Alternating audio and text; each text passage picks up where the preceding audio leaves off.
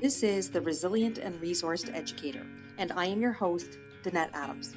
Today I speak with Kathleen, who is an energetic high school math teacher who simply loves being in the classroom. But with the pandemic-led learning disruptions last spring, she sees now how some students continue to struggle with self-regulation, and that is much needed now to understand the increasingly challenging math concepts. So join the conversation to hear what hopes this caring educator has for her students in a post-pandemic world. So, like I said in the introduction, I'm very grateful that my daughter-in-law Kathleen is here to speak with me today. So thank you so much for being here. You're welcome. Thanks for having me. First time on a podcast. I feel famous. Well, we'll make you famous. We'll go viral. Great. Thank you so much. So I love starting these interviews and these chats with asking educators who a memorable or influential educator in their life was, the impact of that person, and maybe why they were so impactful. So what do you think? I think it was my senior math teacher in high school. Actually, I was reflecting on this over the summer because I had to do an assignment for one of the classes that I'm taking right now. And that I kept coming back to that moment where she was like, you should consider being like a teacher. And I was like, yeah, okay, that'll be my backup plan, sure. And then that message that someone had thought that would be a really good path for me was like, I think at the back of my mind the whole time. And I found myself gravitating towards like roles in my previous work where I was like, yeah, I want to be a teacher. Like it was like teaching roles. It was like training new employees to do this, or like just teaching people how to do different things. And I just gravitated towards that.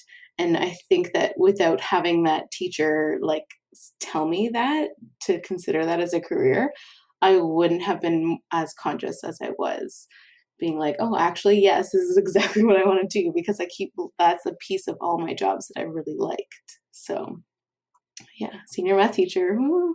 And that's what you're doing now. Yeah. Yeah, sorry. I teach high school math, everyone. Hello. Awesome. So during this challenging time, I believe all of us carry strengths with us into different situations. And so I wonder what you consider as your strengths that you take with you each day to school. I think that my like adaptability and creativity has allowed me to embrace change, and just try and figure out different ways to help students where I normally can't. And having the ability to come up with different solutions to like problems that I'm encountering. And also just being open-minded throughout this whole process, because I think that if you're stuck in your ways and like something changes, it's very hard to grasp with change. Whereas if you're just like, okay, just recognizing with myself that obviously I'm not the best teacher that I can be right now because I'm learning everything over.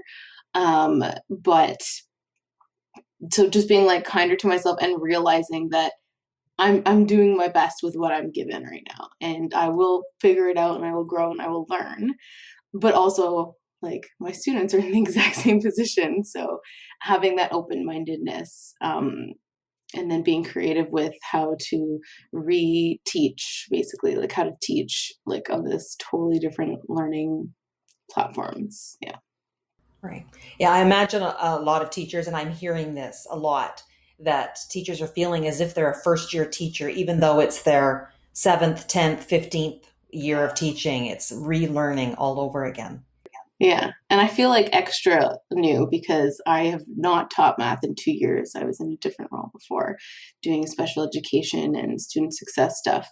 And so I'm put into this course, which is amazing. I'm happy to be back in math like I wanted to. And it's also a course that I haven't taught before. So I feel like this is the greatest year, she says sarcastically, to go back into math, the course I've never taught. But I mean, luckily right now I have an amazing co-teacher who's taught the course for many years, and she's just like, yep, this is what we're gonna do. And then we would go back and forth, and we meet pretty much every day to try and figure out what's working, what's not, and how to fix stuff.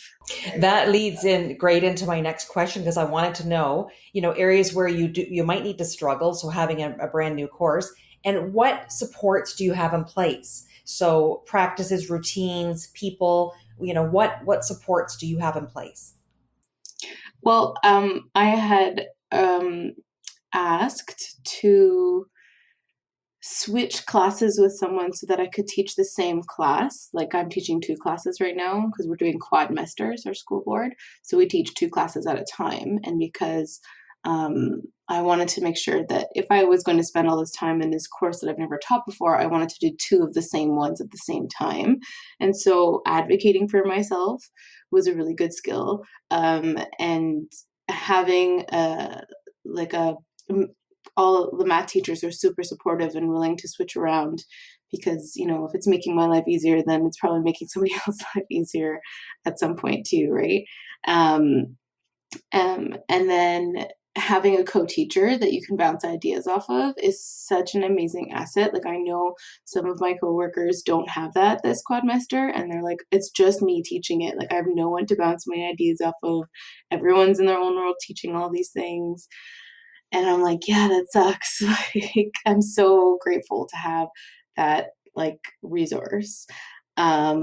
And then honestly, I think that right now for me, going to therapy is such an amazing piece of support for my own mental health, and just kind of talking through things with someone and then echoing what they're hearing. And just you need to hear stuff from other people. If people have access to therapy, I highly recommend it. It's amazing. And I think it's just a support that I definitely need now and have used before. And people, I guess, is the general conclusion from all of my babbling, is that having a really good people support system in personal and professional lives is key. Right.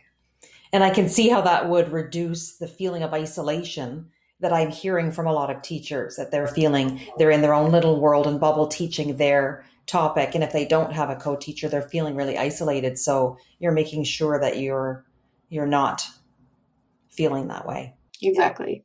Yeah. And then I know your other question was concerns. So I'm finding more and more often that there are students, as I've gone through the last couple of months, students who really thrive in independent learning, so that they have those skills to watch the lesson videos and do the homework and ask questions. And then there are students who just they need that personal connection, and they need that structure that school gives them, which is totally lost when they're learning at home. Unless they have the skill to create that structure, it's completely lost. And then especially I have half of my students did math second semester last year, grade 9 math, because I'm teaching grade 10. And so they would have had 1 month of high school math and what it's like, and then boom, you're at home. That's it. They don't have they haven't developed those skills as long as the students who took math in semester 1. And I noticed a huge gap, because there were students who the ministry, which I think was the biggest mistake of the whole system, was that their grade could not go down. So students were like, well, I'm not going to do anything. And then they just didn't learn grade 9 math. I'm not saying that's all students, and I do understand the reasons why you wouldn't want to punish anyone because of all accessibility, and you don't know what's going on at home. And I totally understand that, but I think that gave a lot of students an out who are now finding right now that, learning through consequences, I guess, is that lesson for them, but it didn't really set them up for success, right? Yeah, but they're in your grade 10 class now without the foundational grade 9 skills. So you are going back and teaching that and then still having to get through the grade 10 curriculum. Right? Like it's not even the math skills, it's the organization skills. Because I think that if you don't have those skills, you're not even going to take the time to learn the math in the first place. And you're just going to like check out or just come to the video lessons and then not do your homework and then fail a test and be like, well, what's happening? I think I understand things. And I'm like, no, like, let's go over all the things we talked about in class. So, and then another concern that I have as like a teacher is that I'm struggling a lot with like connecting with students. I can't tell if they understand things because I don't see them when I do my video like lessons. We're not allowed to ask them to put their cameras on. And I really only see them for 5 days in person, and then I don't see them in person for another month. Like they rotate. There's 4 cohorts. So I realized how much I rely as a teacher on I can just look at a student and tell if they understand something or if they're struggling. Like I can see the gears running in the brain, and that I didn't realize how much I relied on that as a teacher. And missing that connection piece, I'm like figuring out, okay, so how do I fill that virtually? What do I do? And like one of the things that I have been doing is every single day I go, email me if you have questions. Email me if you have questions, like emphasizing that I can't read your brain and I definitely can't read your face because I can't see your face virtually. So you have to tell me if you're struggling and we will figure out a plan. And it takes students a really long time for that message to get across, I think. And so, yeah, that's another piece that I'm realizing and trying to figure out different ways to connect with students and really make sure that I know where they're at, because like I have no idea if what they're doing at home is genuine or not. And that's that's another whole other discussion, but yeah, it's a lot. But I just take one piece at a time and try and figure out how to fill in that piece in a different way. How do you think, or what do you think about the future then of education now moving forward? Are there some silver lining things? So that you've just named a few concerns about what's happening now, but what about post pandemic? Well, I would think that students are more aware of themselves as a student, like as a learner, because I think that they will see what really happens if they don't have those self-regulation skills, and to build those up and become more self-aware as a student. And what do you need to be successful? And if what I'm doing right now is this good for me? I had a conversation with one parent who said, I took their phone away for like a few hours so that they could do some work.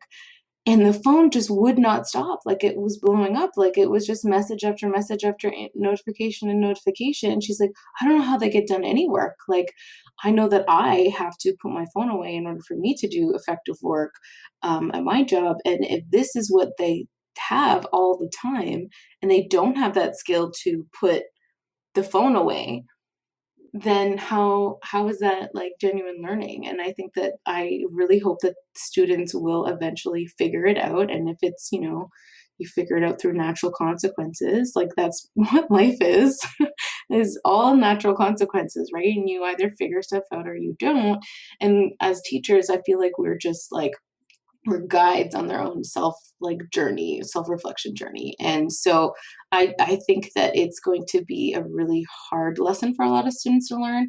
And then, but I do think they'll be better learners when they hit post-secondary education than they would had this pandemic not happened. I really do think that like being on your own for a lot of like your own learning, this is where students build those skills, because they have less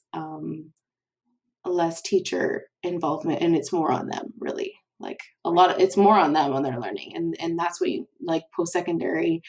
education is. It's mostly on them. Like the teachers deliver the lessons and they go, okay, here you go. And then that's it pretty much, right? And so I think that they will be more resilient and more better self-regulators for the most part. But then I think that there will be a percentage of students who completely crash and burn. And I'm seeing that. And I fear for their future if they don't have those skills, because those are the students who really do need that, and can't, they not can't, but they really need a lot of help to get them where they should be, and not being in class is not helping them, right?